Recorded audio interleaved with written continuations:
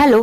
Last video बघून तुम्हाला कळलंच असेल मी विरारला आली होती. नेक्स्ट डे संडे होता. संडेला जयला जायचं होतं बैठकीला.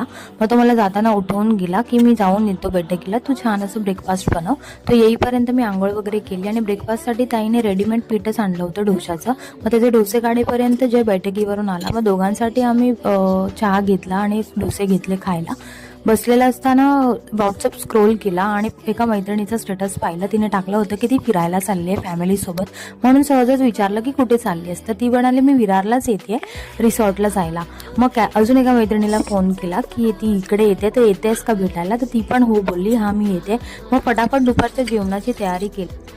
दुपारच्या जेवणात पनीरची भाजी ताई बनवणार होती. मग त्याची तयारी करून ठेवली. डाळ आधी शिजत घातली होती, त्याला फटाफट फोडणी दिली आणि व्योमसोबत थोडा टाइमपास करून मी पूजाची वाट बघत होती.